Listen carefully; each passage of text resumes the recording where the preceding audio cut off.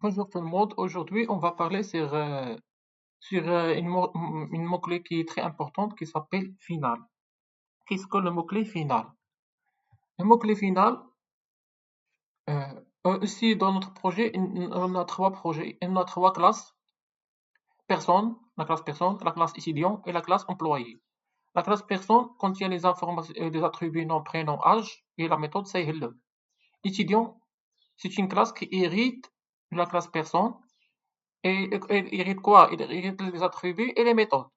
Mais elle a des informations supplémentaires qui sont spécialité, université, numéro d'inscription. De même, la classe employée, c'est quoi? C'est une classe qui hérite de la classe personne, mais elle a des informations supplémentaires qui sont poste et salarié. Expliquons maintenant qu'est-ce que la classe, qu'est-ce que le mot-clé final. Donc, le mot-clé final. Le mot-clé final, on peut l'appliquer soit sur un attribut de classe, soit à l'intérieur d'une variable. Ici, je peux l'appliquer ici final, soit sur une classe, ici, je peux l'appliquer sur une classe finale, je vais expliquer après, soit on peut appliquer sur une méthode, même sur une méthode. C'est ça l'attribut de classe. On peut soit sur une variable locale, soit sur un attribut, soit sur une méthode, soit sur une classe. J'explique maintenant qu'est-ce que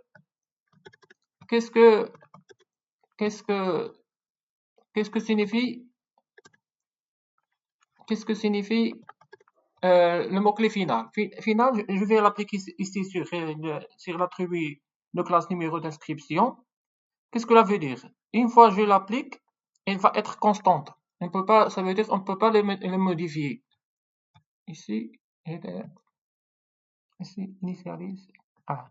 Initialise à 0.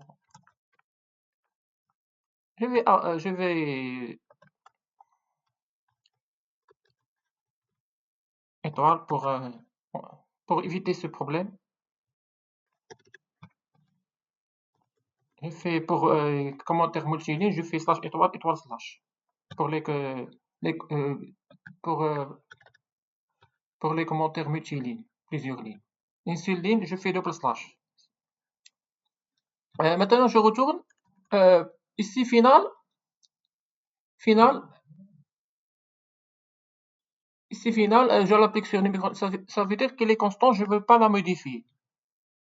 Une fois le constructeur la modifie, on ne peut pas la changer. C'est ça le rôle de mot-clé final. Je reviens ici, étudiant, new étudiant. Numéro d'inscription, c'est 1234, 1 234 000, etc. Je ne peux pas faire, une fois le constructeur lui initialise avec ce mot, je ne peux pas faire étudiant point numéro description point numéro point numéro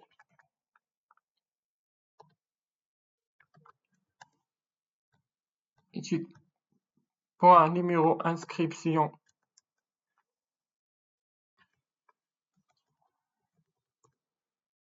égale 20.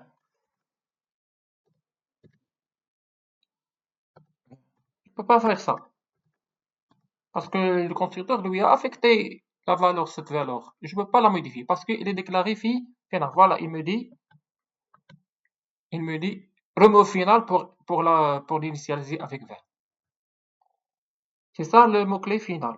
Je ne peux pas la modifier. Une fois il est déclaré et il se déclare constant et je l'affecte une valeur, il va être non modifiable.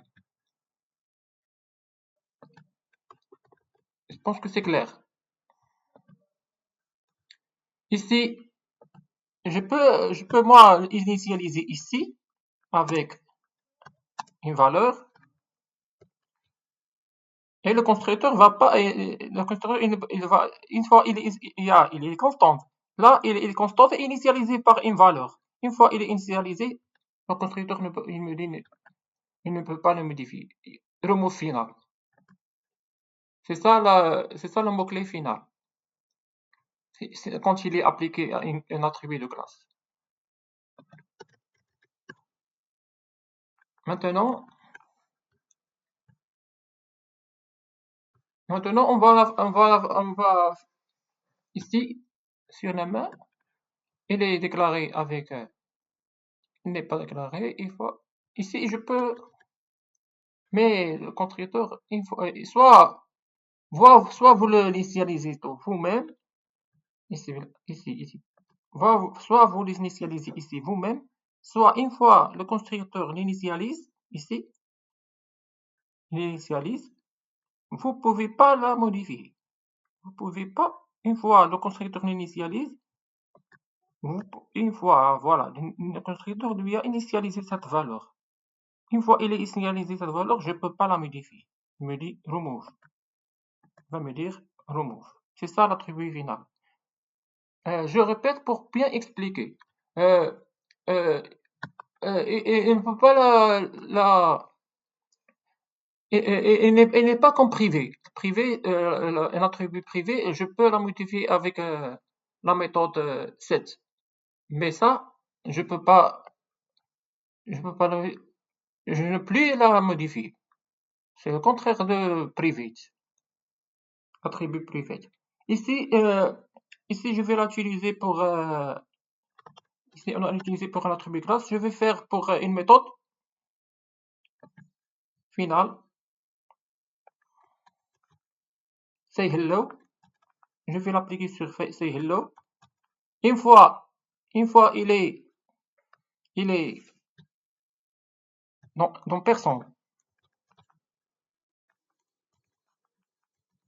personne, pardon, dans personne. Une fois cette méthode elle est déclarée finale, ça veut dire quoi? Ça veut dire quoi? Que l'étudiant, que la classe finale et la classe étudiant et la classe employé, elle ne peut pas faire override de la classe hello. Voilà, il me dit override, il me dit remove final ou ici override person.cl. Pardon.